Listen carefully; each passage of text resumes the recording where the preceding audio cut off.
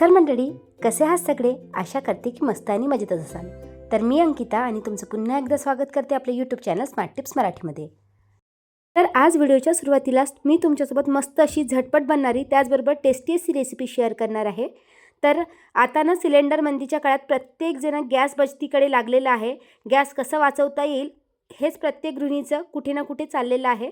तर आज मी तुमच्यासोबत मस्त अशी झटपट रेसिपी मी बनवली आहे, जी खायलाही अगदी टेस्टी लागते आणि प्रत्येकालाच आवडते. कारण इडली, डोसा, पावभाजी या पदार्थांचं नाव ऐकलं की आपल्या तोंडाला पाणी सुटतं. पण असे टेस्टी पदार्थ बनवायलाही भरपूर वेळ लागतो. या व्यतिरिक्त त्यानंतर जी भांडी निघतात ना, ती घासायलाही आपल्याला भरपूर कंटाळा येतो. कारण असले पदार्थ बनवताना भांडी देखील भरपूर निघतात. तर आज मी मस्त अशी टेस्टी पावभाजी रेसिपी तुमच्यासोबत शेअर करणार आहे. ती बनायला अगदी 15 मिनिट लागतात आणि भांडी देखील भरत नाही.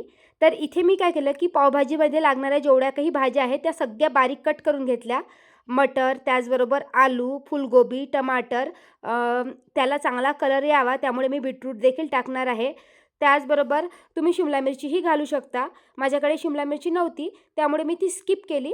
आणि नॉर्मली आपण जसं भाजीला फोडणी देतो ना, त्याच पद्धतीने आपल्याला भाजीला फोडणी द्यायची आहे. सहसा पावभाजी बनवायचं म्हटलं तर या सगळ्या भाज्या मी पहिले उकडून घ्यायचे आणि त्यानंतर त्याला फोडणी घालत होते. त्यामध्ये भरपूरसा वेळही जात होता आणि भाज्या देखील कधी-कधी व्यवस्थित मॅश होत नव्हत्या. पण या पद्धतीने भाज्या खूप चांगल्या प्रकारे मॅशही होतात. जास्त भांडीही भरत नाही. इव्हन सिलेंडर देखील आपल्याला कमी लागतं. मीन्स गॅसची खूप जास्त आपण बचत करू शकतो. आणि अगदी 10-15 मिनिट लागतात ही रेसिपी बनवायला. तर इथे पहिले मी कुकरमध्ये थोडंसं तेल घातलं. त्याचबरोबर त्यामध्ये थोडंसं बटर देखील ॲड केलं. अद्रक लसणाची पेस्ट ॲड करायची आहे. बारीक कांदा घालायचा आहे. त्यानंतर आपल्याला ज्या आवडीच्या भाज्या आहेत त्या घालायच्या आहे. कलर छान यावा त्यामुळे मी बीटरूट देखील घातला आहे. त्याचबरोबर थोडीशी काश्मीरी लाल मिर्च, हळद मी इथे स्किप केली, धने पावडर, जिरे पावडर, त्याचबरोबर तुम्हाला गरम मसाला जर आवडत असेल तर तुम्ही घालू शकता, पण मी तो स्किप केला आहे. त्याचबरोबर मीठ, त्याचबरोबर पावभाजी मसाला देखील मी यातच घातलेला आहे. व्यवस्थित हे आपल्याला एकजूट करून घ्यायचं आहे आणि हलकंसं पाणी घालून मीडियम फ्लेमवर आपल्याला 7 ते 8 शिट्ट्या काढून घ्यायच्या आहे. कारण या सगळ्या ज्या भाज्या आहेत त्या व्यवस्थित मॅश व्हायला हव्या. तर मी जवळजवळ 6 शिट्ट्या कुकरला लावून घेतल्या आणि त्यानंतर एकदाची वाफ निघाली की आपली पावभाजी रेडी आहे.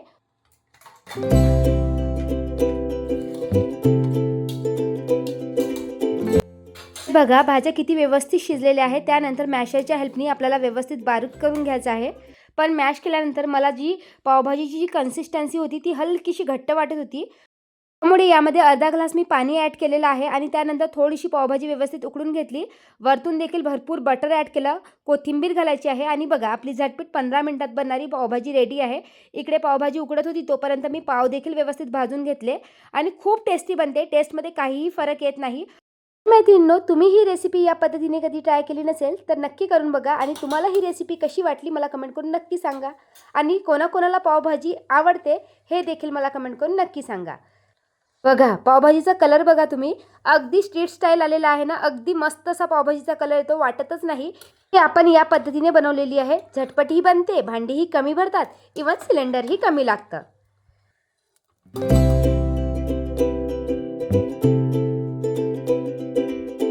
बरेच दिवसापासून माझं चाललं आहे की ही वस्तू मी तुमच्यासोबत व्हिडिओमध्ये शेअर करावी. 2-3 महिने झाले असेल कदाचित ही वस्तू मी मागवून, पण हिवाळा होता त्यामुळे या वस्तूचा काहीही उपयोग नव्हता. तुम्ही बरेचशा यूट्यूब व्हिडिओजमध्ये बघितलं असेल, मस्त असं मातीचं भांडं असतं दही लावायसाठी.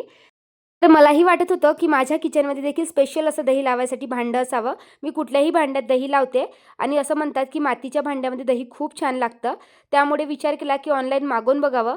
पण एक विचारही होता की मातीचं भांडं फुटलेलं आलं तर, कारण एकदा आम्ही कप्स मागवले होते आणि ते फुटलेले आले होते. त्यामुळे मग विचार केला की 250चीच वस्तू आहे, मागवून बघावी. जर फुटलेली वगैरे आली तर रिटर्न करू. पण या वस्तूची पॅकेजिंग खूप मस्त आली होती आणि वस्तू देखील खूप मस्त अशी रिसीव्ह झाली. तर असं म्हणतात की मातीची भांडी 1 दिवसासाठी पाण्यात व्यवस्थित डीप करून ठेवावं लागते आणि त्यानंतरच ती वापरायची असतात. त्यामुळे व्यवस्थित याला 1 दिवस पाण्यामध्ये मी भिजवून ठेवलं. त्यानंतर सुकत घातलं. त्यावेळेस हिवाळा होता आणि दही लावलं की 2-3 दिवस लागायचे. त्यामुळे मी विकतच दही आणायचे. तेवढी मोठी प्रोसेस करत बसायची नाही. पण बाहेरच्या विकतच्या दह्याची टेस्ट आणि घरच्या दह्याची टेस्ट खूप वेगळी असते. त्यामुळे हे भांडं तसंच 2-3 महिने मी आत ठेवून दिलं होतं. पण आता हलकासा उन्हाळा सुरू झालेला आहे. आत्ताही फॅन सुरू झालेले नाही. कधी पाऊस येतो, कधी थंडी पडते, काहीच सांगता येत नाही. दिवसभर गरमी होते आणि रात्री मात्र मग स्वेटर्स घालावे लागतात. अजूनही माझे पूर्ण विंटरचे कपडे मी आत ठेवलेले नाही. जे पातळ पातळ स्वेटर्स आहे, जे मी बरेचशा व्हिडिओजमध्ये ट्रॅकसूट वगैरे घालत असते, ते काही गरम कपडे मी आत्ताही बाहेरच ठेवलेले आहे. माहिती नाही यावर्षी उन्हाळा येणार आहे की नाही. सहसा इकडे ना जूनमध्ये थोडंसं गरम होतं, म्हणजे एसीची वगैरे मला तरी आत्तापर्यंत गरज पडली नाही आणि आमच्याकडे आहेही नाही. पाहू समोर कधी गरज पडली तर घेऊ, पण आत्तापर्यंत तरी गरज पडली नाही. अजून फॅनही सुरू झाले नाही, कारण यावेळेस पावसाचंच समजत नाही या. कारण दरवेळेस काय होतं की होळी संपली की इकडे गरमी सुरू होते, पण यावेळेस एवढा पाऊस पडतोय की काही कळतच नाही. आपल्याकडे महाराष्ट्रातही असंच वातावरण सुरू आहे का, मला कमेंट करून नक्की सांगाल.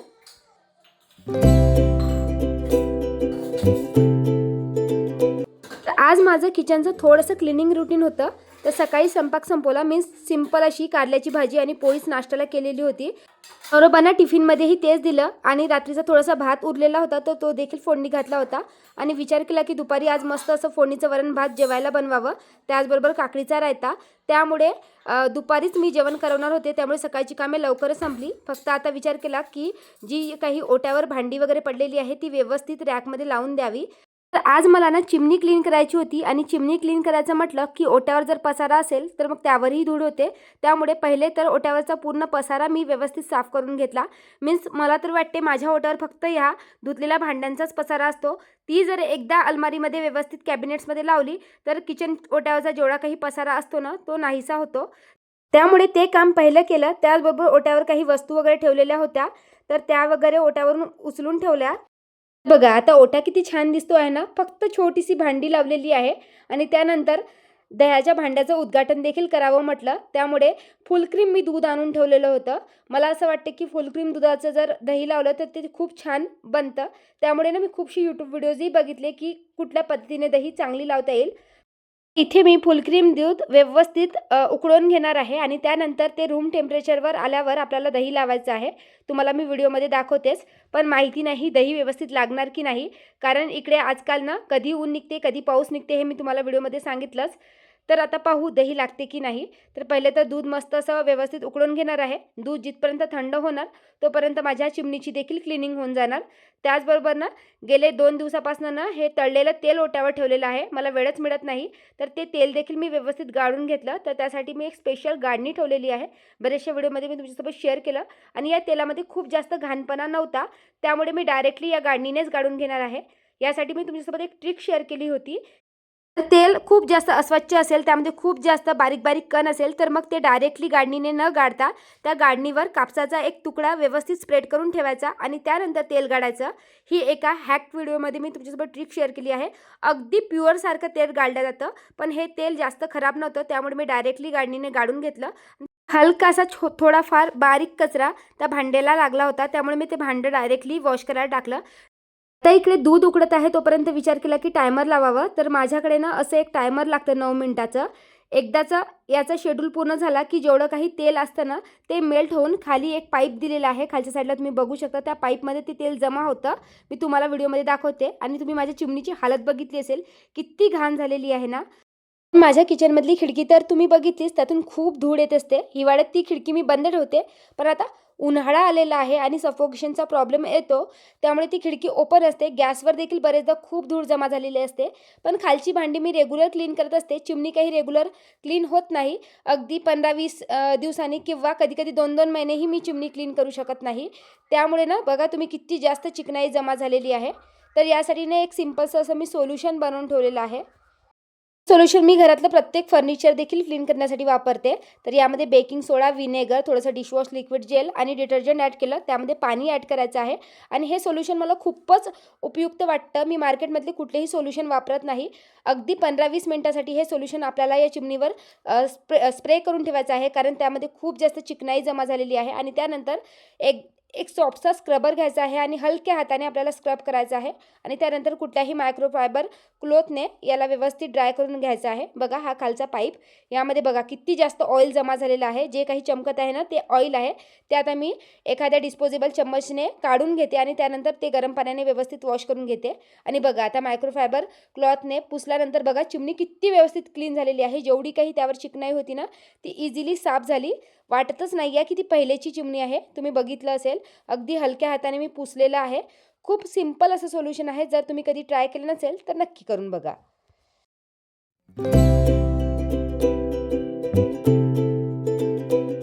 चिमणी पूर्णपणे क्लीन होतपर्यंत हे दूध देखील थंड झालेलं होतं. अगदी रूम टेम्परेचरवर आलेलं आहे. त्यामध्ये मी हात डुबवू शकते एवढं ते गरम आहे. आणि त्यानंतर मी व्हिडिओमध्ये जसं दाखवलं होतं त्याचप्रमाणे दही व्यवस्थित फेटून घेतलेली आहे आणि जे काही मातीचं भांडं आहे त्याला ते लावणार आहे. आता माहिती नाही दही व्यवस्थित लागणार की नाही. आता वातावरणावर डिपेंड आहे. जर 2 दिवस छान ऊन निघाली तर कदाचित दही व्यवस्थित लागेलही. पण जर का चुकून वातावरण वरती खालती झालं तर मला वाटत नाही हे दही 2-3 दिवसाच्या आधी लागणार आहे. तर चला पाहूया. तर जे फुल क्रीममधली साय होती ती देखील मी या दुधामध्येच मिक्स केलेली आहे. त्याला व्यवस्थित घोटून घेतलं आणि त्यानंतर हे जे दूध आहे ते आपल्याला दह्यामध्ये मिक्स करायचं आहे. जनरली मी जेव्हा दही लावते ना डायरेक्टली दुधामध्येच हलकीशी 1 किंवा 2 चम्मच दही ॲड करते आणि लावत असते. खूप जास्त घट्ट तर दही लागत नाही, पण छान असं दही लागतं. पण आता माहिती नाही, हा तर माझा पहिलाच एक्सपिरियन्स आहे आणि नेक्स्ट व्हिडिओमध्ये मी तुमच्यासोबत नक्की शेअर करणार हे दही व्यवस्थित लागलं की नाही. त्यामुळे माझा नेक्स्ट व्हिडिओ नक्की बघा. तर इथे मी व्यवस्थित दूध आणि दही मिक्स करून घेतलं आणि अगदी खिडकीच्या साईडलाच ठेवणार आहे, कारण या खिडकीमधून खूप छान ऊन येत असते. जर का तुम्हाला हे भांडं मागवायचं असेल तर मी डिस्क्रिप्शन बॉक्समध्ये मिशोची लिंक देते, नाहीतर व्ह्यू प्रोडक्टमध्ये देखील प्रोडक्ट टॅग करते. त्यावर क्लिक करून तुम्ही मागवू शकता. चला तर मैत्रिणींनो, मग इथेच व्हिडिओ एंड करते. मस्त अशी जेवणाची प्रिपरेशन करते आहे. मस्त असा काकडीचा रायता, फोडणीचं वरण आणि भात माझा आता रेडी आहे. मस्त असं मी जेवण करते आणि इथेच व्हिडिओचा एंड करते. आय होप तुम्हाला आजचा व्हिडिओ देखील युजफुल वाटला असेल. व्हिडिओ आवडला असेल तर नेहमीप्रमाणे व्हिडिओला लाईक करा. तुम्हाला हा व्हिडिओ कसा वाटला हे मला नक्की कमेंट करून सांगा, कारण तुम्ही बरेचदा माझ्या व्हिडिओजला लाईक करता पण कमेंट करून सांगत नाही. त्यामुळे व्हिडिओमध्ये काय मला सुधार करता येईल किंवा काय नवीन करता येईल हे कळत नाही. काही व्हिडिओमध्ये जर तुम्हाला त्रुटी जाणवत असेल तर ते देखील मला कमेंट करून नक्की सांगा. त्याला नक्कीच मी सुधारण्याचा प्रयत्न करेल. चला तर भेटूया मग नेक्स्ट व्हिडिओमध्ये. तोपर्यंत बाय बाय.